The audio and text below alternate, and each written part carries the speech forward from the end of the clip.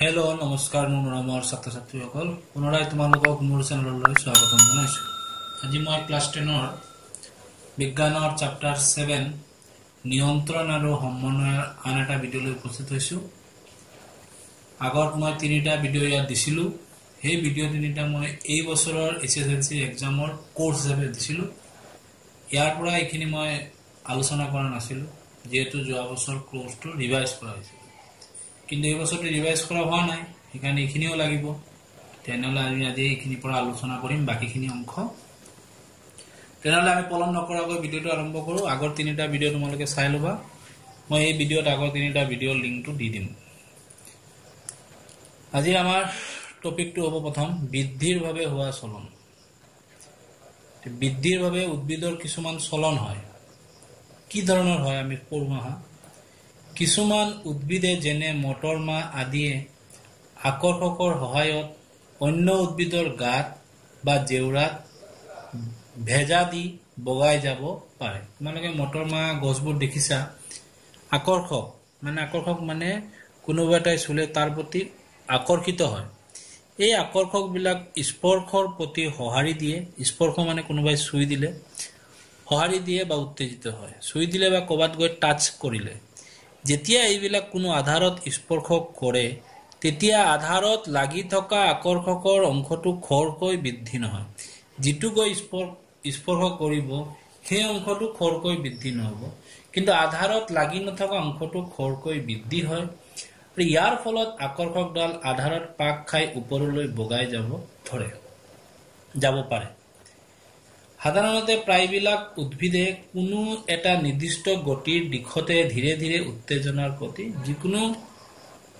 যিকোনো উদ্ভিদ প্ৰায়বিলাক উদ্ভিদ মানে প্ৰায় মানে সকলো উদ্ভিদ কোৱা নাই, এটা প্ৰায়বিলাক উদ্ভিদে নিৰ্দিষ্ট গতিৰ দিশত লাহে লাহে ধীৰে ধীৰে উত্তেজনাৰ প্ৰতি সঁহাৰি জনায়। মানে কিবা এটা স্পৰ্শ কৰিলে কি এটা উত্তেজনা হ'ল সেইটোৰ প্ৰতি এটা ৰেসপন্স দিয়ে। সঁহাৰি মানে ৰেসপন্স। ওকে, যিহেতু এনে বৃদ্ধি কেৱল এটা দিশতে হোৱা দেখা যায়, কিন্তু বৃদ্ধিটো কেৱল এটা দিশতে হ'ব, দুই দিশত নহ'ব। ৰাইট সাইডত গ'লে ৰাইট সাইডত হ'ব, লেফটত গ'লে লেফটত হ'ব, পূব ফালে গ'লে পূব ফালে হ'ব। আমি তাৰ চলন বা গতি হোৱা বুলি অনুভৱ কৰোঁ। তেতিয়া আমি গম পাম যে উদ্ভিদজোপা আগবাঢ়িছে, উদ্ভিদজোপা দক্ষিণৰ পিনে গৈ আছে, উদ্ভিদজোপা পূবৰ পিনে গৈ আছে, উদ্ভিদজোপা সূৰ্যৰ পোহৰৰ পিনে গৈ আছে। এইবোৰ আমি অনুভৱ কৰিম। এতিয়া আমি এনে ধৰণৰ চলনৰ বিষয়ে উদাহৰণ সহ বুজি লওঁ আহা। ইয়াতে কিছুমান উদাহৰণ দিছে। তাৰ আগতে মই এই কথাটো তোমালোকক অলপ ছবি আঁকি বুজাই দি আছো। মটৰমাহ, তোমালোকে এটা মটৰমাহ দেখিছা। চোৱা, এইটো মই এটা ধৰিছো, এইটো এটা বাঁহৰ টুকুৰা, এইটো এটা বাঁহ। আমি এনেকা বাঁহৰ টুকুৰা দিলো, ইয়াতে মটৰমাহ ৰুৱাইছো। মটৰমাহডাল কি হ'ল, এনেকুৱা গৈ গৈ গৈ গৈ গৈ গৈ ইয়াত লাগিলে। লগাৰ পিছত এই যে ইয়াতে গৈ যে লাগিলে, স্পৰ্শ কৰিলে, ইয়াতে গৈ স্পৰ্শ কৰিলে, এইটো মটৰমাহ হয়। স্পৰ্শ কৰা অংশটো কি হ'ব, বৃদ্ধি নহ'ব। ইয়াতে কৈছে চোৱা, স্পৰ্শ কৰে আকৰ্ষকৰ অংশটো খৰকৈ বৃদ্ধি নহয়। স্পৰ্শ যিটোৱে কৰে তাৰ তেতিয়া আধাৰত লাগি থকা আকৰ্ষকৰ অংশটো খৰকৈ বৃদ্ধি নহয়। এই অংশটো বৃদ্ধি নহ'ব, এই পাৰ্টটো বৃদ্ধি নহ'ব, আৰু এই বাকী পাৰ্টবোৰ কি হ'ব, এইটো পাৰ্ট লাগিছে ন, এই পাৰ্টটো বৃদ্ধি নহ'ব, এই পাৰ্টটো বৃদ্ধি হ'ব। এই পাৰ্টটো বৃদ্ধি হৈ কৈ হৈ এইটোৰ লগত এনেকুৱা পাক খাই যাব, এইদৰে পাক খাই যাব। এইদৰে মটৰমাহ। আৰু এটা ধৰণে মই বুজাই দিওঁ। ইয়াতে তুমি মটৰমাহ লগাইছা, ইয়াতে লগাই দিছা মটৰমাহ, এইটোতো ইয়াৰ লগত স্পৰ্শ হৈছে, এইটো বাঁহৰ টুকুৰা এটা, এইটো মটৰমাহ। এইটো কি হ'ব, স্পৰ্শ কৰা অংশটো বৃদ্ধি নহ'ব, আৰু এই অংশটো বৃদ্ধি হ'ব। বৃদ্ধি হৈ এনেকুৱা ডাঙৰ হৈ গৈ হৈ এইটোৰ লগত কি হ'ব, এইদৰে পাক খাই যাব। সেইদৰে এই কথাটোৱে ইয়াতে কৈছে, স্পৰ্শ কৰে তেতিয়া আধাৰত লাগি থকা আকৰ্ষকৰ অংশটো খৰকৈ বৃদ্ধি নহয়। সেইটো বৃদ্ধি নহ'ব, কিন্তু আধাৰত লাগি নথকা অংশটো খৰকৈ বৃদ্ধি হ'ব। ইয়াৰ ফলত আকৰ্ষকডাল আধাৰত পাক খাই কি হ'ব, ওপৰলৈ এইদৰে বগাই বগাই গৈ থাকিব, যিটো মই দেখুৱালো। ইয়াতে আমি কিছুমান উদাহৰণ কৈছে। ইয়াতে চোৱা,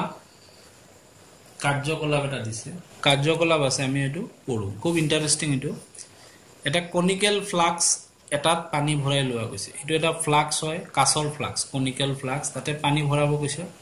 ফ্লাক্সটোৰ মুখখন এখন তাৰৰ জালিৰে মেৰিয়াই লোৱা ইয়াৰ ওপৰত মুখখন এখন তাৰৰ জালি এইদৰে তাৰৰ জালি থাকিব মুখখনত মানে এইদৰে তাৰৰ জালি থাকিব ওকে এইদৰে তাৰৰ জালি ইয়াতে আছে সদ্য অংকুৰিত দুটা বা তিনিটা উৰহীৰ বীজ তাৰৰ জালিখনৰ ওপৰত ৰাখা ইয়াৰ ওপৰত কি ৰাখিব কৈছে মানে তোমালোকক এইদৰে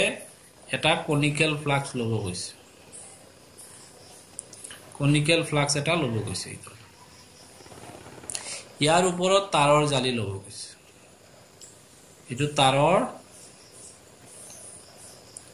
জালি এই জালিৰ ওপৰত কিছুমান উৰহীৰ গুটি ৰাখিব গৈছে যিবোৰ অলপ অলপ অংকুৰিত সদ্য অংকুৰিত এতিয়া অলপ অলপ তাৰ পৰা বীজৰ পৰা অলপ অংকুৰিত হৈছে দুটা বা তিনিটা উৰহীৰ বীজ তাৰৰ জালিখনৰ ওপৰত ৰাখিব গৈছে এতিয়া ডাট কাগজৰ বাকচ ল'ব গৈছে তাৰে এটা ফাল এৰাই ল'ব গৈছে চিত্ৰ 7.5 দেখুৱাৰ দৰে ফ্লাক্স সহ এই যে ফ্লাক্সটো ডাট কাগজৰ এটাত ওপৰত উঠাই দিছে বাকচটোৰ সূৰ্যৰ পোহৰ হুমুৱা এখন খিৰকিৰ মুখত বাকচটোৰ চোৱা এক সাইড বন্ধ এক সাইড খোলা মুখটো সূৰ্যৰ পিনে ৰাখিছে এনেকুৱা এটা খিৰকি কিনাৰত ৰাখিছে য'ত তোমালোকে দেখিবা যে সূৰ্যৰ পোহৰটো হুমাইছে আৰু বাকচটোৰ চোৱা বেক সাইডটো ব্লক অকল এক সাইডত এই খোলা অংশটো ঠিক আছে খিৰকিৰ মুখত বাকচটো খোলা মুখখন পোহৰ পৰাকৈ ৰখা হল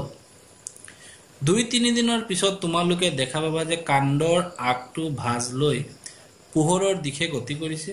আৰু হিপাই পোহৰৰ বিপৰীত দিশে গতি কৰিছে এটো এটা অংকুৰিত হোৱা এটা ৰাখিছিল মানে অদ্য অংকুৰিত হৈছে এটা বীজৰ গুটি ৰাখিলা কেইদিনমান পিছত 2-3 দিন পিছত দেখিলা এটো কয় কাণ্ড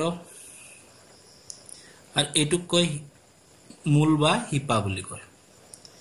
এটো মূল আৰু হিপা মাটিৰ তলত থকাটো হিপা আৰু এটো হল আমাৰ মেইন বস্তুটো হল কাণ্ড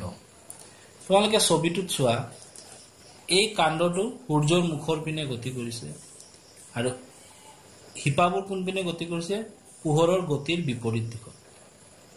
এটো এই পিনে সূৰ্যৰ পিনে মুখ কৰিছে কাণ্ডটোৱে আৰু হিপাবোৰে তাৰ বিপৰীত দিশত গতি কৰিছে ভালদৰে চাবা এতিয়া ফ্লাক্সটো এনেদৰে আতৰাই ৰাখা যাতে হিপা সূৰ্যৰ পোহৰৰ ফালে আৰু কাণ্ড পোহৰৰ বিপৰীত দিশে থাকে মানে এতিয়া আমি এই বস্তুটো উলটাই দিম মানে মই দেখাই আছো ইয়াত তোমালোকৰ চোৱা এই বস্তুটো সূৰ্যৰ মুখৰ পিনে আছিল এতিয়া তোমালোকে এটো উলটাই দিবা উলটাই দিলে এটো এইদৰে হ'ব উলটাই দিলে এই বস্তুটো আমি এই পিনে কৰি দিলো মুখটো এই বস্তুটো এই পিনে কৰি দিলো কাণ্ডটো আমি ঘূৰাই দিলো এই বস্তুটো আমি কি কৰিলো ঘূৰাই দিলো ঘূৰালে এইটো এনেকুৱা হৈ গ'ল আকৌ কেইদিনমান পিছত দেখিবা নিজে এই বস্তুটো নিজে ঠিক হৈ গ'ল চাবা এতিয়া ফ্লাক্সটো এনেদৰে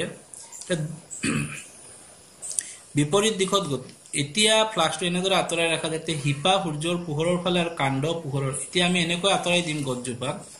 এই হিপাটো সূৰ্যৰ পিনে কৰি দিম আৰু কাণ্ডটো বিপৰীত পিনে কৰি দিম মানে এনেকুৱা কৰি দিম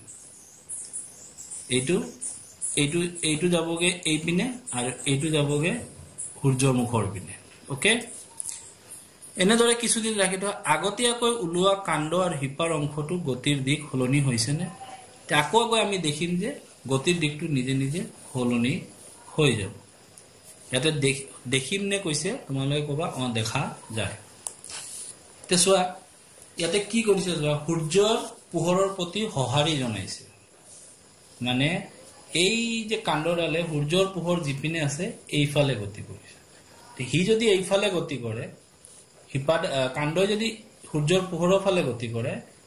তেতিয়া হিপাই কোনফিনে গতি কৰিব পোহৰৰ বিপৰীত দিশত এতিয়া চোৱা এটো কি বুলি কয় এটো কয় পোহৰানুবেগী এইটো পোহৰানুবেগী মানে এইটো পোহৰৰ কাৰণে গতি হৈছে উদ্ভিদজোপাৰ তাক ইংলিছত কয় ফটোট্ৰপিক আমি পাম এতিয়া ইয়াতে চোৱা কৈছে বৃদ্ধি আৰু বিকাশ হৈ থকা উদ্ভিদৰ চলনৰ দিক পৰিৱেশৰ কিছুমান কাৰক এতিয়া যে উদ্ভিদৰ বৃদ্ধি আৰু বিকাশ হয় হিয়তৰ যে চলন ঘটে আমাৰ চলনবোৰ বেলেগ আমি দৌৰিব পাৰো খোজ কাঢ়িব পাৰো ওকে হিয়তৰ আমাৰো বিকাশ হয় এটা উদ্ভিদৰ বৃদ্ধি আৰু বিকাশৰ কাৰণে চলন হয় এটা উদ্ভিদৰ বৃদ্ধি আৰু বিকাশৰ চলনৰ দিক কোনে নিৰ্ণয় কৰে এতিয়া আমি এটা উদাহৰণ পালো পোহৰে কৰে পোহৰৰ দ্বাৰা হ'ব পাৰে মাধ্যাকৰ্ষণিক বল মানে আমাক পৃথিৱীত মাধ্যাকৰ্ষণিক বল আছে তাৰ সহায়তো হলনি কৰিব পাৰি এনে দিক সম্বন্ধীয় চলনবিলাক উদ্দীপকৰ দিশত তাৰ বিপৰীত দিশত উদ্দীপক মানে যাক যোনে তাক কি কৰে উদ্দীপিত কৰে উত্তেজিত কৰে যেনেকৈ এটা পোহৰে কৰিছে পোহৰটো এটা উদ্দীপক এই সূৰ্যৰ পোহৰটো এটা উদ্দীপক তাৰ প্ৰতি এই কাণ্ডডালে সঁহাৰি জনাইছে ৰেছপন্স দিছে এটো এটা উদ্দীপক মধ্যাকৰ্ষণ বল এটা উদ্দীপক হ'ব পাৰে এই উদ্দীপকৰ দিশত গতি কৰিব অথবা তাৰ বিপৰীত দিশত আমি দেখিছিলো হে পোহৰানুবেগী চলন দুই প্ৰকাৰ পাইছিলো কাণ্ডৰ অগ্ৰ অংশ পোহৰৰ দিশত ধাবিত হয় আনহাতে হিপা পোহৰৰ বিপৰীত দিশত ধাবিত হয় এইবোৰ উদ্ভিদক কেনেদৰে সহায় কৰে এইবোৰে উদ্ভিদক কিদৰে সহায় কৰে উদ্ভিদ অন্য কিছুমান উদ্দীপকৰ প্ৰতিও অকল পোহৰৰ প্ৰতি পোহৰ উদ্দীপকৰ প্ৰতি ৰেছপন্স সঁহাৰি নজনায় আন বেলেগ বেলেগ উদ্দীপকৰ প্ৰতিও সঁহাৰি জনাব পাৰে যিদৰে পানী হ'ব পাৰে মধ্যাকৰ্ষণ শক্তি হ'ব পাৰে আমি এতিয়া পঢ়িম এইখিনি উদ্ভিদে অন্য কিছুমান উদ্দীপকৰ প্ৰতিও সঁহাৰি জনায় উদ্ভিদৰ শিপা সদায় মাটিৰ তললৈ গতি কৰে উদ্ভিদৰ শিপাবোৰ সদায় কলৈ যাব মাটিৰ তললৈ গতি কৰে জানাই তুমি অধমুখী চলন মানে তলৰ পিনে যাব আনহাতে কাণ্ড সদায় মাটিৰ ওপৰলৈ যে বিপৰীতমুখী হল কাণ্ড ওপৰৰ পিনে যাব আৰু শিপাডাল কোনে যাব তোমালোকে তো উদ্ভিদ দেখিছাই মই এটা উদ্ভিদ আঁকিলো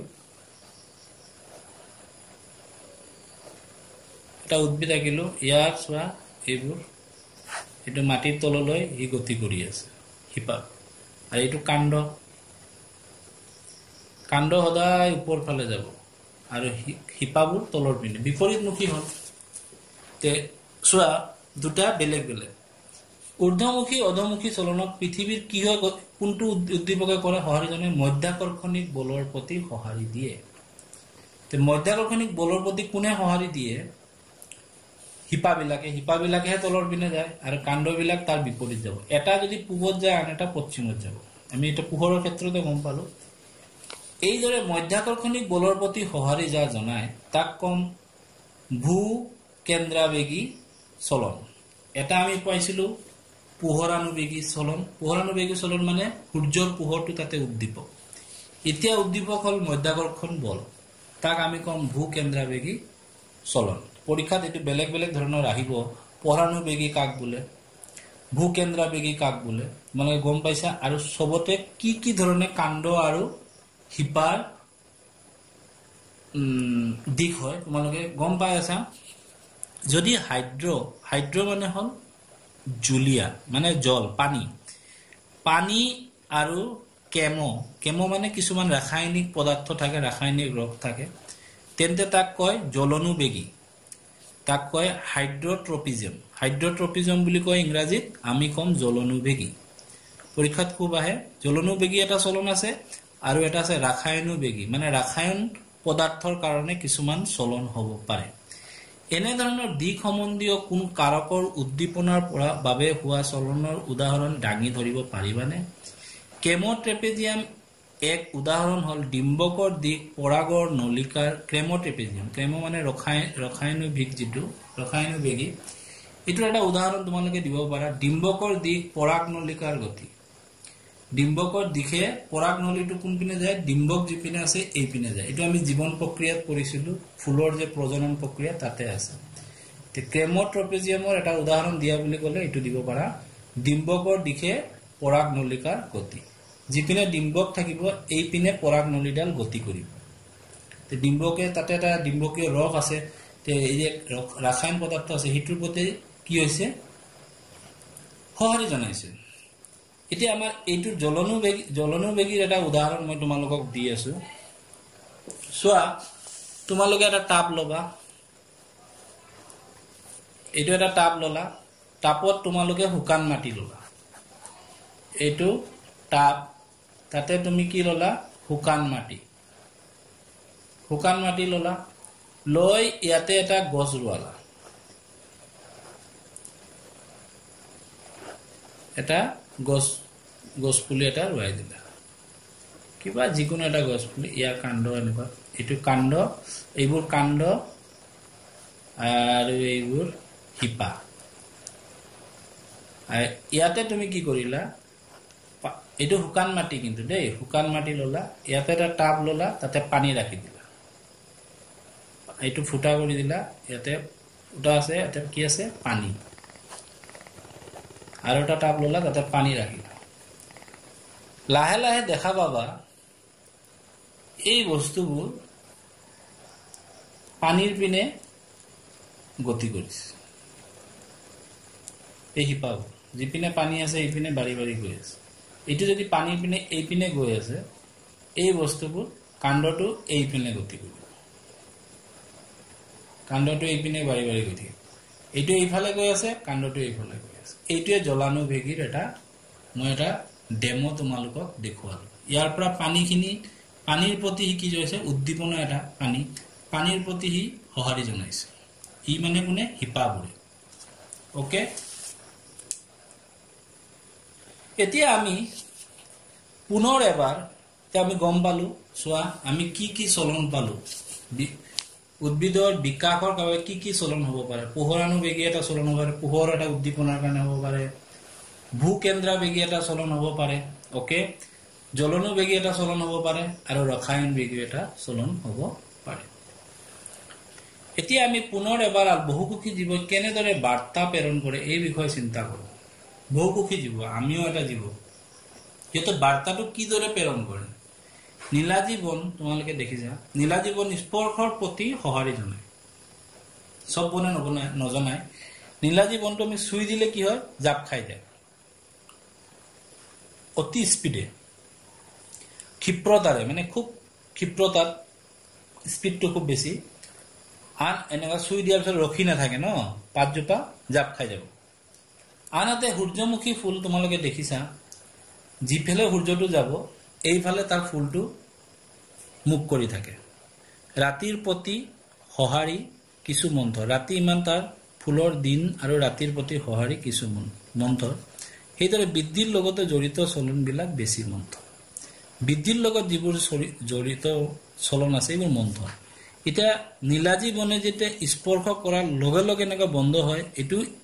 মন্থৰ গতিত নহয় এইটো ক্ষিপ্ৰ গতিত হয় কাৰণ এইটো বৃদ্ধি বিকাশৰ লগত কোনো লিংক নাই এনেকুৱা চুই দিলে নীলাজী বনটো ডাঙৰ হৈ গ'ল সেইকাৰণে এইটো জাপ খাই যায় বা সৰু হৈ যাব এইদৰে কথা নাই কিন্তু ইয়াত এইবোৰ বৃদ্ধি আৰু বিকাশৰ কাৰণে হোৱা চলন কোনবোৰ চলন পোহৰানুবেগী যিমান বৃদ্ধি হ'ব এই কাণ্ডডাল ইমান সূৰ্যৰ পিনে যাব আৰু হিপাডাল সূৰ্যৰ বিপৰীত এইদৰে আৰু এটা চোৱা এই যে ভূকেন্দ্ৰবেগী মই যে কৈছিলোঁ এইটো চোৱা এইফালে গৈছে কাণ্ডডাল উল্টা পিনে গৈছে সদায় অপজিট হ'ব কাণ্ড যিপিনে যাব হিপা তাৰ বিপৰীত দিশত যাব এইটো মাটি আৰু এইটো চোৱা ভূকেন্দ্ৰ এই চলনবিলাক কি হ'ব মন্থৰ গতি হ'ব আৰু যেতিয়া সূৰ্যমুখীৰ ফুলৰ যিটো ফুল যেতিয়া সূৰ্যৰ পোহৰৰ প্ৰতি সঁহাৰি জনায় সেইটো এটা মন্থৰ হ'ব কিন্তু স্পৰ্শ কৰি দিলে যিটো জাপ খাই যায় এইটো ক্ষিপ্ৰতা মানে স্পীড হ'ব এইটো বৃদ্ধি বিকাশৰ লগত কোনো লিংক নাই মনত ৰাখিবা চলন দুই ধৰণে হ'ব পাৰে বৃদ্ধিৰ বাবে চলন হ'ব পাৰে আৰু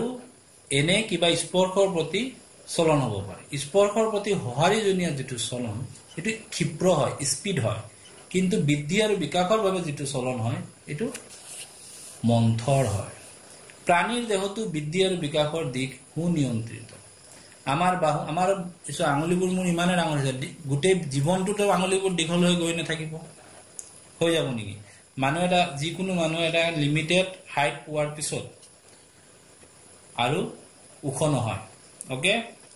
আমাৰো এটা সুনিয়ন্ত্ৰিত হ'ব লাগে আমি বাহু বা আঙুলিবিলাক এক নিৰ্দিষ্ট দিশত বৃদ্ধি হয় যধে মধে নহয় এটা যধে মধে হ'ব নেকি এটা ইমান ডাঙৰ এটা ইমান এনেকুৱা নহ'ব এইটো নহয় সেই নিয়ন্ত্ৰিত চলনবিলাক ক্ষিপ্ৰ আমাৰ এই চলনবিলাক লাহে লাহে হৈছে এতিয়াহে ইমান ডাঙৰ হ'ল সৰুৰ পৰা কিমান সময় লাগিছে জন্ম হয়তো মোৰ ইমান দীঘল হোৱা নাই ঠিক আছে যদিহে উদ্দীপকৰ প্ৰতি সঁহাৰি ক্ষিপ্ৰ হয় তেতিয়া সিহঁতৰ তথ্য স্থানান্তৰ ব্যৱস্থাও যদি কোনোবাই চুইছে স্পৰ্শ কৰিছে তাৰ উদ্দীপক মানে মই এনেকা চুই দিলো এইটো এটা উদ্দীপক সেইটোৰ প্ৰতি যদি সঁহাৰিটো স্পীড হয় তাৰ নিউজটো সোনকালে যাব লাগিব এই ক্ষেত্ৰত সঞ্চাৰণৰ মাধ্যম যেটো মাধ্যম হ'ব যি মাধ্যমেৰে যাব হেটো স্পীড হ'ব লাগিব মাধ্যমটো স্পীড হ'ব লাগিব যিদৰে এতিয়া নীলাজীৱনটো চোৱাৰ লগে লগে ক্ষিপ্ৰতাৰে এইটো জাপ খাই যায় তে এইটো যে স্পীডে যাব লাগিব তাৰ নিউজটো তাৰ সঞ্চাৰণটো সেই বাতৰিটো এটা কি হ'ব লাগিব খৰতে কিয়া হ'ব লাগিব ইয়াৰ বাবে বিদ্যুৎ প্ৰেৰণা হল উৎকৃষ্ট এইবোৰ কয় ইলেক্ট্ৰিক্যাল ইম্পালস কিবা কাৰণত তুমি আন্ধাৰত গৈ আছা গৰম ক্যান্ডেল জ্বলি আছে মানে ক্যান্ডেল নহয় গৰম কেৰাহী গৰম বস্তু এটা আছে তুমি হঠাৎ লাইট গল তুমি গম নাপালা গৈ সুই দিয়াৰ লগে লগে হাতটো আঁতৰাই আনা সেই প্ৰেৰণাটো যাব বিদ্যুৎ প্ৰেৰণা এইটো তোমাৰ ব্ৰেইনে আৰু চিন্তা কৰাৰ সময় নাই বুজি পাইছা এইবোৰক কয় ইলেক্ট্ৰিক্যাল ইম্পালস কিন্তু ইয়াৰ এটা সীমাবদ্ধতা আছে সীমাবদ্ধতা কি আমি চাও খুব ইম্পৰ্টেন্ট বিদ্যুৎ প্ৰেৰণাৰ ব্যৱহাৰৰ সীমাবদ্ধতা আছে প্ৰথমতে এইবিলাক কেৱল স্নায়ু কলাৰ লগত সংযুক্ত যিবোৰ এইবোৰ কলৈ যাব এই বিদ্যুৎ প্ৰেৰণবোৰ সবলৈ নাযায় আমাৰ যিবোৰ স্নায়ু কলা আছে নাৰ্ভ সিস্টেম যিবোৰ আছে নাৰ্ভাস সিস্টেম আমাৰ নাৰ্ভ আছে ন স্নায়ু কলাৰ লগত সংপৃক্ত হৈ থকা কোষবিলাক যিবোৰ আমাৰ স্নায়ুৰ লগত থকা কোষবিলাকলৈহে এই বিদ্যুৎ প্ৰেৰণাটো যাব পাৰে বাকি প্ৰাণী দেহৰ সকলো কোষলৈ নাযাব আমাৰ দেহত যিমান কোষ আছে সকলোলৈ এই বিদ্যুৎ প্ৰেৰণাৰ যিটো বস্তু এটো যাব নোৱাৰে ইলেক্ট্ৰিক্যাল ইম্পালসটো যাব নোৱাৰে ইলেক্ট্ৰিক্যাল ইম্পালসটো যাব অকল স্নায়ু কলাৰ লগত জড়িত হৈ থকা কোষবিলাকলৈ এটো এটা তাৰ সীমাবদ্ধতা দ্বিতীয়তে যেতিয়া কোনো এটা কোষে বিদ্যুৎ প্ৰেৰণাৰ সৃষ্টি কৰি প্ৰেৰণ বা সঞ্চাৰণ কৰে কোনোবা এটা কোষে যদি বিদ্যুৎ প্ৰেৰণা সৃষ্টি কৰিলে কৰি এটোতে যাব লাগিব সঞ্চাৰণ হ'ব লাগিব তৃতীয় নিৰ্দিষ্ট কিছু সময় জিৰণি লৈহে পুনৰ নতুনকৈ এই বিদ্যুৎ প্ৰেৰণা সঞ্চাৰণ কৰিব পাৰিব অন্য অৰ্থত কোষে অবিৰতভাৱে বিদ্যুৎ প্ৰেৰণা সঞ্চাৰণ কৰিব নোৱাৰে মানে ইয়াৰ পৰা এটো বুজিবা তোমালোকে এবাৰ যদি বিদ্যুৎ প্ৰেৰণা কোনো কোষে পঠিয়াইছে তৎক্ষণাত আকৌ পুনৰবাৰ পঠিয়াব নোৱাৰিব অলপ সময় জিৰণি ল'ব লাগিব তাৰ পিছতহে পঠিয়াব পাৰিব এটোই হল ইলেক্ট্ৰিক বা বিদ্যুৎ প্ৰেৰণাৰ দুটা সীমাবদ্ধতা খুব ইম্পৰ্টেন্ট এই দুটা তোমালোকে জানিবলগীয়া কথা আৰু পৰীক্ষাত আহিলেও তোমালোকে লিখিব পাৰিবা এটা হল কি সকলো কোষলৈ নাযায় বিদ্যুৎ প্ৰেৰণা যিবোৰ স্নায়ু কলা মানে নাৰ্ভাস সিস্টেম মানে যিবোৰ নাৰ্ভাস টিস্যু ইংৰাজীত কয় আমি কওঁ স্নায়ু কলা আৰু কলাত বহুত কোষ থাকে ন সেই কোষবিলাকেহে এই প্ৰেৰণাটো কৰিব পাৰে হে আশ্চৰ্যকৰ কথা নহয় নে অধিকাংশ বহুকোষী জীৱই আন এক প্ৰথাৰ কোষৰ মাজত যোগাযোগ ৰক্ষা কৰি থাকে ইয়ে হল ৰাসায়নিক সংযোগ আমি যে এটা আমাৰ গোটেই গাৰ কথাবোৰ আমি বা যিকোনো জীৱই যিকোনো প্ৰাণীয়ে কি বা যিকোনো বহুকোষী জীৱই সমন্বয় যে বজাই ৰাখে কোষৰ মাজত এটা কোষৰ লগত আৰু এটা কোষৰ মাজত যে সম্পৰ্ক বা সমন্বয় যে ৰাখে অকল বিদ্যুৎ প্ৰেৰণাৰে ৰাখিব নোৱাৰিব কাৰণ বিদ্যুৎ প্ৰেৰণা অকল স্নায়ু কলাতহে থাকে সেইভাবে আন এটা প্ৰক্ৰিয়া আছে তাক কয় ৰাসায়নিক সংযোগ তে দুই ধৰণে আমাৰ মাজত কোষৰ মাজত কি হয় সমন্বয় হয় এটা হল বিদ্যুৎ প্ৰেৰণা আন এটা হল ৰাসায়নিক সংযোগ বুজি পালা এটা বঢ়িয়া যদিহে বিদ্যুৎ প্ৰেৰণাৰ সৃষ্টিৰ পৰিৱৰ্তে উদ্দীপকৰ কোষটোৱে ৰাসায়নিক যৌগ এৰি দিয়ে বিদ্যুৎ প্ৰেৰণা সৃষ্টি কৰিলে সেই উদ্দীপকৰ কাৰণে কোনোবা এটা কোষে কিছুমান ৰাসায়নিক যৌগ এৰি দিয়ে তেতিয়া নিৰ্দিষ্ট কোষটোৰ চাৰিওপাশে এই যৌগটোৰ ব্যাপন ঘটিব ব্যাপনটো বুজিছা বেছিকৈ থকা বস্তুৰ পৰা কমলৈ থকা বস্তুলৈ নিজে নিজে যেটো বিয়পি যায় এটোকে ব্যাপন কয় বুজি পাইছা এতিয়া যদি সেই যৌগটো এৰি দিয়া কোষটোৰ কাষত থকা কোষবিলাকে বিশেষ অনুযোগতি চিনাক্ত কৰি ধৰা পেলাব পাৰে তেতিয়া ইহঁতৰ তথ্যবোৰ চিনিলৈ সঞ্চাৰিত কৰিব পাৰে মানে এটা কোষে বিদ্যুৎ প্ৰেৰণাৰ পৰা উদ্দীপক সৃষ্টি কৰিলে কুকটোৱে কি কৰিলে তাৰ ফলত কিছুমান ৰাসায়নিক যৌগ এৰি দিলে সেই ৰাসায়নিক যৌগবোৰ তাৰ ওচৰত থকা কুকলৈ গ'ল সেই কুকতহে ৰাসায়নিক যৌগটো আছে ওচৰৰ কুকটোত নাই তে অটোমেটিক তাৰ পৰা তালৈ যাব মই যেটা উদাহৰণ দিছিলো এটা টেংকিত বেছি পানী আছে এটা টেংকিত নাই দুটা টেংকিক যদি মই পাইপেৰে জয়েন কৰো বেছি টেংকি পানী থকা টেংকিটোৰ পৰা পানীখিনি পানী নথকা টেংকিলৈ নিজে নিজে গৈ থাকিব এটুকে ব্যাপন বুলি কয় অৱশ্যে এই প্ৰক্ৰিয়া মন্থৰ হলো দেহৰ স্নায়ু কোষে নিৰ্বিশেষে সকলোবিলাক কোষলৈ সঞ্চাৰণ হোৱাটো সম্ভৱপৰ হয় কিন্তু এই প্ৰক্ৰিয়া ব্যাপন প্ৰক্ৰিয়াটো মন্থৰ বিদ্যুৎ প্ৰেৰণৰ দৰে স্পিডি নহয় ক্ষিপ্ৰতা নাই কিন্তু ইয়াত এটা এডভান্টেজ আছে সুবিধা আছে যিমান কোষ আছে আমাৰ শৰীৰত জীৱৰ শৰীৰত যিমান কোষ আছে আটাইবোৰ কোষলৈ এই সঞ্চাৰণটো হয় এই প্ৰক্ৰিয়া মন্থৰ হলো দেহৰ স্নায়ু কোষ নিৰ্বিশেষ সকলোবিলাক কোষলৈ সঞ্চাৰণ হোৱাটো সম্ভৱপৰ হয় আৰু এই সঞ্চাৰণ স্থায়ী হোৱাৰ উপৰিও নিয়মীয়াকৈ চলি থাকে এইটো আমাৰ শৰীৰত চলিয়ে থাকে যিকোনো জীৱৰ শৰীৰত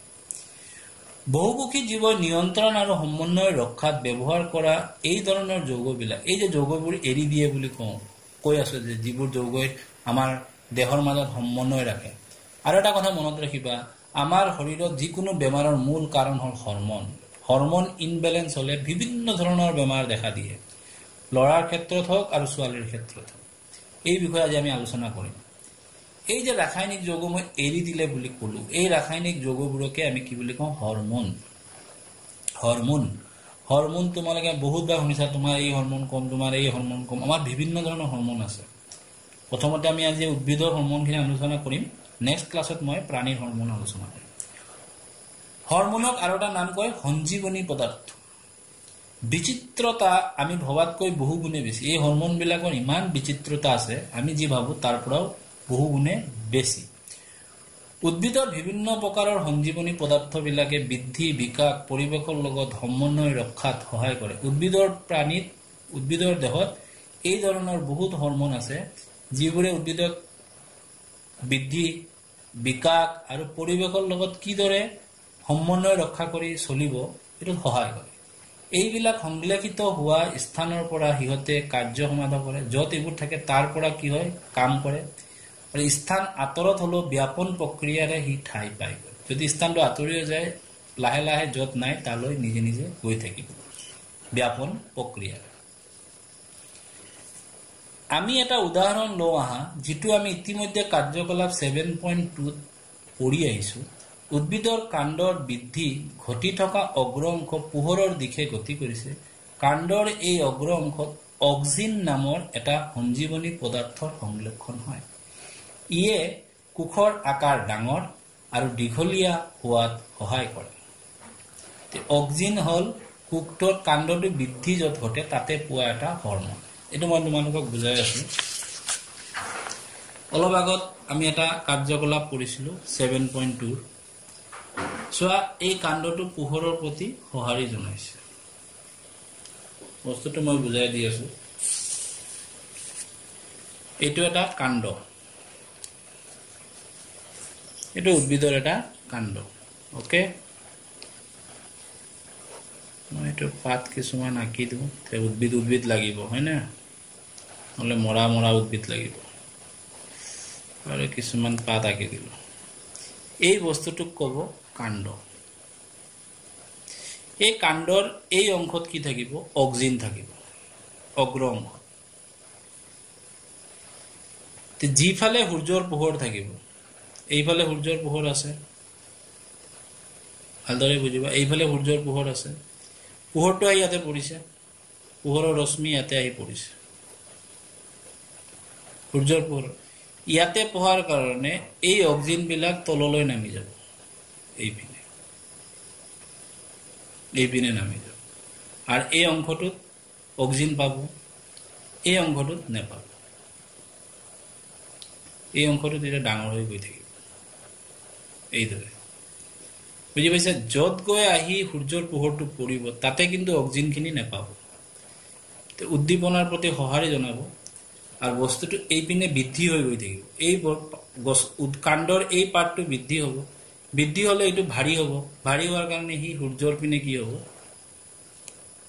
এইদৰে পৰি যাব, সূৰ্যৰ পিনে গতি কৰিব। এই চোৱা, সেইকাৰণে কাণ্ডটো সূৰ্যৰ পিনে গতি কৰিছে। বস্তুটো বুজি পাইছা? বুজি পাইছা তোমালোকে? এই যে কাণ্ড, ধৰা এইটো কাণ্ড, এইটো সূৰ্যৰ পোহৰ, ইয়াতে আহি সূৰ্যৰ ৰশ্মি পৰিলে। সূৰ্যটো বেছি ওচৰত দিছোঁ মই ন, ইয়াতে সূৰ্যৰ পোহৰ আছে, সূৰ্যৰ পোহৰ আহি ইয়াতে পৰিলে, ইয়াতে অক্সিজেন আছে, অক্সিজেনবোৰ লাহে লাহে তললৈ নামি যাব, পোহৰ আহি পোহৰ ৰশ্মি পৰিব, নমাৰ ফলত এই বস্তুবোৰ ডাঙৰ হৈ গৈ থাকিব, ডাঙৰ হৈ যাব, বৃদ্ধি হ'ব, বৃদ্ধি হোৱাৰ কাৰণে এইটো এইপিনে সূৰ্যৰ পিনে এইদৰে গতি কৰিব। এই কথাটো ইয়াতে কৈছে, মই পঢ়ি দিম। পদাৰ্থৰ সংশ্লেষণ হয়, ইয়ে কোষৰ আকাৰ ডাঙৰ আৰু দীঘল হোৱাত সহায় কৰে। যেতিয়া উদ্ভিদজোপালৈ মাত্ৰ এটা ফালৰ পৰাহে পোহৰ উপলব্ধ হয়, তেতিয়া অক্সিজেন পোহৰ নপৰা কাণ্ডৰ অংশলৈ বিয়াপন ঘটে। মই যিটো ক'লো, মই এতিয়া যিটো বুজালো, এই বস্তুটো ইয়াতে কৈছে। এইটো কাণ্ড, এইটো সূৰ্য, পোহৰটো খালি একপিনে পৰিছে, ইয়াত পৰিছে, ইয়াত আহি পৰিছে। অক্সিজেনটো ইয়াতে আছে, ইয়াতে অক্সিজেন আছে, অক্সিজেনবোৰ এইপিনে প্ৰসাৰিত হ'ব, ইয়াত নহ'ব, এইপিনে সূৰ্যৰ পোহৰ পৰা নাই, পৰি পৰি এই বস্তুবোৰৰ কি হ'ব, বৃদ্ধি হৈ যাব, শকত হ'ব। অক্সিজেনৰ পোহৰ নপৰা কাণ্ডৰ অংশলৈ বিয়াপন ঘটিব। পোহৰ নপৰা কাণ্ডৰ অংশত অক্সিজেনৰ ঘাৰতা তাত থকা কোষবিলাকৰ দীঘল হোৱাৰ বাবে উদ্দীপনা যোগাব। এইটো ঘাৰতাটো বাঢ়ি গৈ থাকিব আৰু এইটো দীঘল হ'বলৈ কৈ থাকিব। দীঘল হ'লে কি হ'ব, এইপিনে যদি দীঘল হৈ গৈ থাকে, দীঘল হ'লে বস্তুটো এনেকৈ হালি পৰিব, এইদৰে দীঘল হোৱাৰ, ইয়াৰ ফলতে উদ্ভিদৰ কাণ্ড পোহৰৰ ফালে গতি কৰিবলৈ ভাঁজ লয়, সেইকাৰণে এইপিনে ভাঁজ লয়, এইবোৰ দীঘল হৈ যায়, এইপিনে সূৰ্যৰ পোহৰটো নপৰে। এই কথাটোৱে ইয়াতে কৈছে। আমাৰ যদি অক্সিজেনৰ কাম আহে, তোমালোকে এই অংশখিনি লিখিলে হৈ। উদ্ভিদৰ এইদৰে আন এবিধ সঞ্জীৱনী পদাৰ্থ হ'ল জিবাৰেলিন, যিটোৱে অক্সিজেনৰ নিচিনাকৈ কাণ্ডৰ বৃদ্ধি হোৱাত সহায় কৰে। সেইদৰে আৰু এবিধ সঞ্জীৱনী পদাৰ্থ আছে চাইট'কাইনিন, কোষ বিভাজনত সহায় কৰে।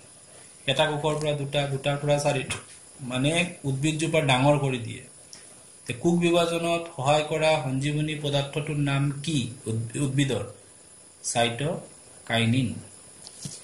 এইবিধ প্ৰাকৃতিক সঞ্জীৱনী পদাৰ্থ,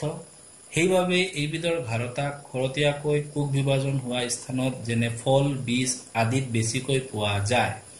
এইবোৰ মানে প্ৰাকৃতিক সঞ্জীৱনী। এইটো ক'ত পোৱা যায় চাইট'কাইনিনটো? য'ত কোষ বিভাজন বেছি হয়, যেনেদৰে ফল, বীজৰ পৰা ফল হয়, ফুল হয়, সেইবোৰ ঠাইত বেছি হ'ব, বেছি পোৱা যায়। ইয়াৰ উপৰিও উদ্ভিদৰ বৃদ্ধি বন্ধ হোৱাৰ জাননী দিয়াৰ বাবে এক সঞ্জীৱনী। এতিয়া বৃদ্ধি হৈ গৈ থৈ আকাশ চুই যাব দেখোন, তাৰো এটা বৃদ্ধিটো নিয়ন্ত্ৰণ কৰিব লাগিব, সেইবাবে এটা সঞ্জীৱনী পদাৰ্থ আছে, এইটো পৰীক্ষাত আহে। এইটোৰ নাম হ'ল এপচাইচিছ, এইটো তোমালোকে আণ্ডাৰলাইন কৰিবা। জিবাৰেলিন কোষ বিভাজনত কৰে কোনটো সঞ্জীৱনী পদাৰ্থ? চাইট'কাইনিন। এইটো হ'ল এপচাইচিছ এচিড নামৰ বৃদ্ধিত বাধা দিয়ে। এইবিধ সঞ্জীৱনী পদাৰ্থৰ প্ৰবাহতে গছৰ পাত সৰি পৰে। গছৰ পাতটো সৰি যে পৰে, কোনবিধ সঞ্জীৱনী পদাৰ্থৰ বাবে? পৰীক্ষাত আহিলে তোমালোকে লিখিবা এপচাইচিছ এচিড। হৈ গ'ল। এতিয়া আমি ইয়াৰ প্ৰশ্নাৱলীখিনি আলোচনা কৰিম, আৰু আজি পঢ়াখিনিৰ ভিতৰত আমি শ্বৰ্ট প্ৰশ্ন কিছুমান উলিয়াই লিখিলোঁ। তাৰ এক্সট্ৰা প্ৰশ্ন মই লিখিলোঁ, বিদ্যুৎ প্ৰেৰণাৰ সীমাবদ্ধতা কি?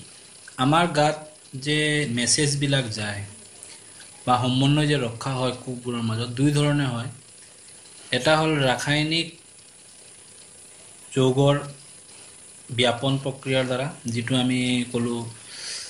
এইটো ছিষ্টেমটো আমাৰ হৰমনে কৰে, আৰু এটা আমাৰ হয় বিদ্যুৎ প্ৰেৰণা। বিদ্যুৎ প্ৰেৰণাৰ সীমাবদ্ধতা দুটা হ'ল, বিদ্যুৎ প্ৰেৰণা কেৱল স্নায়ু কলাৰ লগত সংপৃক্ত হৈ থকা কোষবিলাকলৈকেহে গতি কৰিব পাৰিব, প্ৰাণী দেহৰ সকলোবিলাক কোষলৈ নহয়। সকলোবিলাক কোষলৈ নাযাব, এইটো মই বুজাই দিলোঁ চেপ্টাৰটো পঢ়াওঁতে। যিবোৰ স্নায়ু কলাৰ লগত সংযুক্ত হৈ আছে কোষ, সেইবোৰলৈহে এই বিদ্যুৎ প্ৰেৰণাটো যাব, আৰু এইটো খুব ক্ষীপ্ৰ গতিত হ'ব। অ'কে, যেতিয়া কোনো এটা কোষে বিদ্যুৎ প্ৰেৰণাৰ সৃষ্টি কৰি প্ৰেৰণ বা সঞ্চাৰণ কৰে, বিদ্যুৎ প্ৰেৰণাৰ সৃষ্টি কৰি মানে ইলেক্ট্ৰিকেল ইম্পালছ সৃষ্টি কৰি পঠোৱালে, সঞ্চাৰণ কৰিলে, তেতিয়া নিৰ্দিষ্ট কিছু সময় জিৰণি লৈহে অলপ সময় জিৰণি ল'ব লাগিব লৈহে নতুনকৈ বিদ্যুৎ প্ৰেৰণা সঞ্চাৰণ কৰিব পাৰি একে লেঠাৰিয়ে সমন্বয় ৰক্ষা কৰিব নোৱাৰে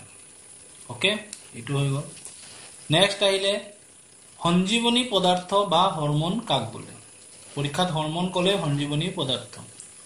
ইংৰাজীত আমি হৰমন বুলিয়ে কওঁ বহুমুখী জীৱই নিয়ন্ত্ৰণ আৰু সমন্বয় ৰক্ষা কৰিবলৈ ব্যৱহাৰ কৰা ৰাসায়নিক যৌগবোৰক সঞ্জীৱনী পদাৰ্থ বা হৰমন বোলে নেক্সট কোৱেশ্চন বৃদ্ধি আৰু বিকাশ হৈ থকা উদ্ভিদৰ চলনৰ দিশ নিৰ্ণয় কৰা পৰিৱেশৰ কিছুমান কাৰক চলন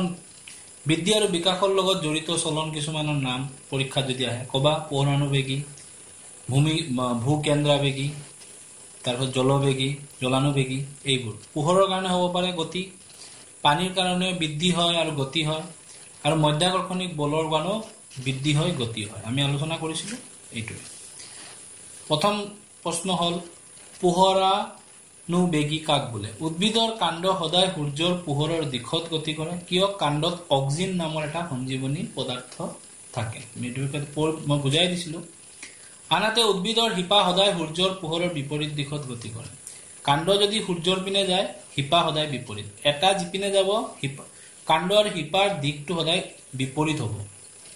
ওকে সূৰ্যৰ পোহৰৰ প্ৰতি সঁহাৰি দি হোৱা কাণ্ড আৰু শিপাৰ চলনক পোহৰানুবেগী চলন বোলে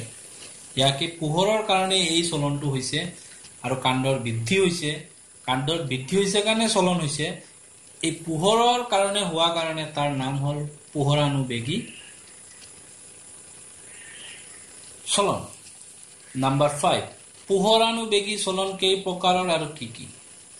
পোহৰানুবেগী চলন দুই প্ৰকাৰৰ কাণ্ডৰ অগ্ৰ অংশ পোহৰৰ দিশত ধাবিত হয় অগ্ৰ অংশতে সেই সঞ্জীৱনী পদাৰ্থটো থাকে আমি পঢ়িছিলোঁ অক্সিন শিপা পোহৰৰ বিপৰীত দিশত ধাবিত হয় এই দুই ধৰণৰ চলন পোহৰানুবেগীত দেখা যায় দুই ধৰণৰে চলন থাকে উদ্ভিদত এতিয়া ভূকেন্দ্ৰাবেগীটো হ'ল মাটিত হয় মধ্যাকৰ্ষণিক বলৰ কাৰণে হয় উদ্ভিদৰ শিপা সদায় মাটিৰ তললৈ শিপা তোমালোকে দেখিছা মাটিৰ তললৈ গৈ থাকে কেতিয়াবা ওপৰলৈ যায় নেকি নাযায় কৰে বা অধোমুখী মানে তলৰ পিনে চলন আনহাতে কাণ্ড সদায় মাটিৰ ওপৰলৈ অৰ্থাৎ ঊৰ্ধ্বমুখী দিশত গতি কৰে কাণ্ড আৰু শিপাৰ ক্ৰমে ঊৰ্ধ্বমুখী আৰু অধোমুখী চলনক পৃথিৱীৰ মধ্যাকৰ্ষণিক বলৰ প্ৰতি মধ্যাকৰ্ষণিক বলে আমাক সদায় কোন পিনে টানে মাটিলৈ টানে যিকোনো বস্তু পেলাই দিলে এই সময়টো পেলাই দিছো তললৈ পৰিলে টানি আনে এটা তোমালোকে পাইছে ফিজিক্সত শিপাটো যায় মধ্যাকৰ্ষণিক শিপা মধ্যাকৰ্ষণিক বলৰ পিনে যায় তেতিয়া কাণ্ড উল্টা পিনে যাব এটোৱে হ'ল সঁহাৰি দিয়ে বুলি গণ্য কৰিব পাৰি ইয়াকে ভূকেন্দ্ৰাবেগী চলন বোলে ভূৰ কেন্দ্ৰৰ পিনে যায় ওকে জলানুবেগী কাক বোলে পানীৰ প্ৰতি সঁহাৰি দি হোৱা উদ্ভিদৰ চলনক জলানুবেগী বোলে পানীৰ প্ৰতি সঁহাৰি যিপিনে পানী আছে সেইপিনে শিপাটো যাব আৰু কাণ্ডটো ওপৰ পিনে যাব বিপৰীত দিশত যাব ওকে তাৰপিছত কিছুমান ৰাসায়নিক যৌগৰ কাৰণে হ'ব পাৰে ৰাসায়নুবেগী চলনৰ এটা উদাহৰণ ডিম্বকৰ দিশে পৰাগ নলিকাৰ গতি এইটো পৰীক্ষাত আহিব পাৰে তোমালোকে এইটো ক'বা ৰাসায়নুবেগীৰ আৰু আন এটা নাম আছে মই কৈ দিওঁ পৰীক্ষাত যদি এইটো নাম দিয়ে একে হ'ব এই নামটো ক্ৰেমট্ৰপিজিয়াম ইংৰাজীত কয় কেতিয়াবা পৰীক্ষাত ৰাসায়নুবেগী নকৈ পেলাই কেমট্ৰপিজিয়াম বুলি ক'ব পাৰে তোমালোকে উত্তৰটো একে দিবা ওকে ৰাসায়নুবেগী মানে ক্ৰেমট্ৰপিজিয়াম উদ্ভিদৰ কোষ বিভাজনত সহায় কৰা সঞ্জীৱনী পদাৰ্থবিধ কি আছিলে সাইটোকাইনিন এটো ক'ত থাকে ফল বীজ ফুল এইবোৰত থাকে মানে উদ্ভিদৰ কোষবিলাকক বিভাজিত কৰি উদ্ভিদটো বৃদ্ধি কৰাত সহায় কৰে তাৰ পিছত নাম্বাৰ 10 উদ্ভিদৰ বৃদ্ধিত বাধা দিয়া সঞ্জীৱনী পদাৰ্থবিধৰ নাম কি বা কোনবিধ সঞ্জীৱনী পদাৰ্থৰ প্ৰভাৱত গছৰ পাত সৰি পৰে ন বা উদ্ভিদটো আৰু বৃদ্ধি হ'ব নিদিয়ে তাক এটা নিয়ন্ত্ৰিত অৱস্থালৈ বৃদ্ধি হ'ব দিয়ে এই সঞ্জীৱনী পদাৰ্থৰ নাম হ'ল এপচাইচিছ এটা উদ্ভিদৰ বৃদ্ধি কৰাৰ সঞ্জীৱনী পদাৰ্থ বহুত তিনিটা আছে অক্সিন জিবাৰেলিন আৰু সাইটোকাইনিন আৰু ই আকৌ বৃদ্ধিটোক বাধা দিয়ে এই হৰমনটোৱে সঞ্জীৱনী পদাৰ্থটোৱে এপচাইচিছ ওকে এটা প্ৰশ্নাৱলী প্ৰথম প্ৰশ্ন উদ্ভিদৰ সঞ্জীৱনী পদাৰ্থবিলাক কি কি এইটাই তোমালোকে খুব ইম্পৰ্টেন্ট প্ৰশ্ন এইটো পৰীক্ষাত আহে 2 মাৰ্ক থাকিব আৰু একেবাৰে সহজ উদ্ভিদৰ সঞ্জীৱনী পদাৰ্থবোৰ হ'ল অক্সিন জিবাৰেলিন সাইটোকাইনিন আৰু এপসাইচিস ইয়াৰে এই তিনিটা বৃদ্ধি আৰু বিকাশত সহায় কৰে এইটোৱে বৃদ্ধিটোক বাধা দিয়ে নিয়ন্ত্ৰণ কৰে আৰু উদ্ভিদৰ বৃদ্ধিত অৰিহণা যোগোৱা এবিধ সঞ্জীৱনী পদাৰ্থৰ নাম লিখিব কৈছে তোমালোকে অক্সিন লিখিলেও হ'ব জিবাৰেলিন লিখিলেও হ'ব সাইটোকাইনিন লিখিলেও হ'ব অক্সিনে লিখিবা এতিয়া 4 নম্বৰ কৈছে এই বস্তুটো অক্সিনে কি দৰে কাণ্ডটোক সোৱা সূৰ্যৰ পোহৰৰ কাৰণে ভাস পাই দিয়ে এটো মই অলপ আগত বুজাই দিছিলো চেপ্টাৰটো পঢ়াওতে লাগিলে আৰু এবাৰ বুজাই দিম কৈছে কি কোন এক আধাৰত কোনটো আধাৰত চাৰিওপাখে আকৰ্ষকৰ বৃদ্ধিত অক্সিনে কেনেকৈ সহায় কৰে চাৰিওপাখটো কি দৰে উদ্ভিদটোক বৃদ্ধি কৰাত সহায় কৰে এটো কৈছে উদ্ভিদৰ কাণ্ডৰ অগ্ৰ অংশত অক্সিন নামৰ এটা সঞ্জীৱনী পদাৰ্থৰ সংলক্ষণ হয় অগ্ৰ অংশত এই পদাৰ্থটো থাকে অক্সিন নামৰ এটা হৰমন যেতিয়া উদ্ভিদ জোপালৈ মাত্ৰ এটা ফালৰ পৰাহে পোহৰ উপলব্ধ হয় এই কথাটোৰ অৰ্থটো আৰু এবাৰ তোমালোকক এবাৰটো দেখুৱাই দিছিলো আৰু এবাৰ দেখুৱাই দিম ধৰা এইটো কাণ্ড এই সূৰ্য এইটো সূৰ্য ইয়াৰ পৰা পোহৰ আহি এটা ভাগতে পৰিছে আৰু কাণ্ডৰ এই ভাগত পৰিছে পোহৰটো ইয়াতে আছে অক্সিন ইয়াত পোহৰ পৰা নাই এই অংশটোত পোহৰ পৰিছে ইয়াৰ পৰা পোহৰ আহি পৰিছে তে অক্সিনবোৰ ইয়াতে আছে ইয়াৰ পৰা অক্সিনবোৰ লাহে লাহে ক'ত যাব তললৈ নামি যাব আৰু এইপিনে অক্সিজেনৰ ঘাৰতাটো বাঢ়ি গৈ থাকিব সোৱা পোহৰ নপৰা কাণ্ডৰ অংশত আজিবা তেতিয়া পোহৰ নপৰা কাণ্ডৰ অংশলৈ অক্সিজেনৰ ব্যাপন ঘটিব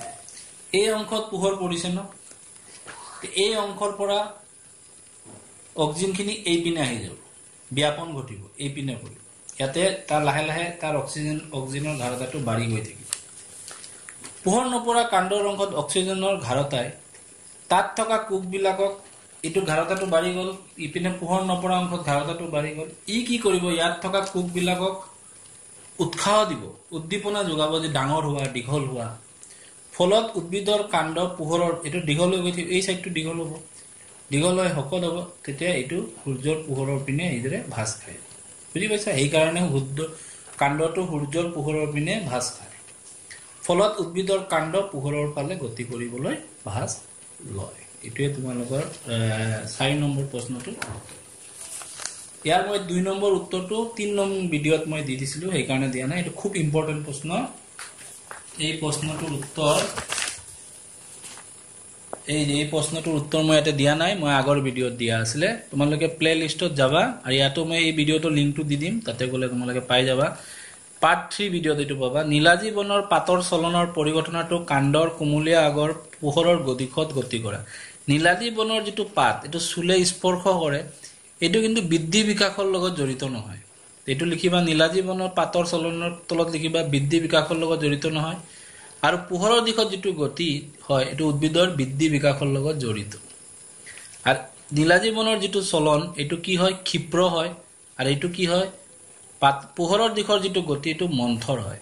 আৰু এটা পাৰ্থক্য দিব পাৰা নীলাজী বনৰ যেটো পাতৰ চলন এটো কি বুলি ক'ব পাৰি তোমালোকে বিদ্যুৎ প্ৰেৰণাৰ লগত তুলনা কৰিব পাৰি বিদ্যুৎ প্ৰেৰণাৰ দ্বাৰা হয় আৰু এইটো কিহৰ দ্বাৰা হ'ব ৰাসায়নিক যৌগৰ ব্যাপনৰ দ্বাৰা হ'ব সঞ্জীৱনী পদাৰ্থৰ কাৰণে এইদৰে তিনিটা লিখিলে হ'ল মই লিখি দিছো তোমালোকে চাই লবা এতিয়া আমি পঢ়ি নাম্বাৰ 5 খুব ইন্টাৰেষ্টিং জলানুবেগী পৰীক্ষামূলক আহি এটা প্ৰস্তুত কৰে কিতাবত জলানুবেগীৰ আহি দিয়া নাই তোমালোকক মই এটা বনাই দিছো তোমালোকে বেলেগ উদাহৰণ ল'ব পাৰা উদ্ভিদ অংগৰ চলন যেতিয়া পানীৰ গতিপথ অনুসাৰে হয় তেতিয়া তাক জলানুবেগী বোলে সূৰ্যৰ পোহৰৰ দিশত হলে তাক কি বুলি কয় আমি কলো পোহৰানুবেগী আৰু এটো পানীৰ গতিৰ দিশত হয় জলানুবেগীৰ পৰীক্ষামূলক আহি মই কি লৈছো চোৱা মই এটা ডাঙৰ টাব লৈছো ডাঙৰ টাবত মই কি লৈছো চোৱা ভিজা কাঠৰ গুৰি এইবোৰ সব কাঠৰ গুৰি লৈছো আৰু এটা টাব লৈছো টাবত এটা মই অংকুৰিত বীজ লৈছো এই বীজটোত কাণ্ডত এটো পানী আছে ভিজা কাঠৰ গুৰিত পানীখিনি থাকি যায় আৰু এটা মাটিৰ টাব লৈছো এতিয়া চোৱা ইয়াতে চোৱা শিপাবোৰ পানীৰ পিনে গতি কৰিছে আৰু কাণ্ডটো তাৰ বিপৰীত সদায় এই দুটাৰ গতিটো বিপৰীত হ'ব এতিয়া মই কি লিখিছো কি লৈছো এটো লিখিছো এইদৰে তোমালোকে ছবিটো আঁকিবা ওকে প্ৰথমতে এইদৰে লিখিবা যে উদ্ভিদ অংগৰ চলন যেতিয়া পানীৰ গতিপথ অনুসাৰে হয় তেতিয়া তাক জলানুবেগী বোলে তাৰ পিছত তোমালোকে লিখিবা জলানুবেগীৰ পৰীক্ষামূলক আৰ্হি লিখি এটো লিখিবা মাটিৰ টাপ এইটো এটা মাটিৰ টাপ ছিদ্ৰ থকা এনে ছিদ্ৰ আছে এটো হিপা এটো কাণ্ড আঁকি দিছো ভিজা কাঠৰ গুৰি এইদৰে তোমালোকে ললা তাৰ পিছত ইয়াতে লিখিবা এটা ডাঙৰ টাবত ভিজা কাঠৰ গুৰি লোৱা হ'ল এতিয়া সেই ডাঙৰ টাবৰ তলিত ছিদ্ৰ থকা মাটিৰ এটা টাব হাউলি থকা অৱস্থাত ৰখা হ'ল এইছো হাউলি থকা অৱস্থাত ৰাখিলো মাটিৰ টাবটোত কেইটামান বীজ ৰোপণ কৰা হ'ল ওকে পৰ্যবেক্ষণ কৰিম এতিয়া আমি কেইদিনমান পিছত পৰ্যবেক্ষণ কৰিলে দেখা গ'ল যে অংকুৰিত বীজৰ মূলবোৰ ভিজা কাঠৰ গুৰিৰ পিনে গতি কৰিছে দেখা পাইছিলো ন অৰ্থাৎ টাবটোৰ তলৰ ফালে থকা ছিদ্ৰৰে ওলাই গৈছে আৰু কাণ্ডভাগ গতি পানীৰ বিপৰীত দিশত গতি কৰিছে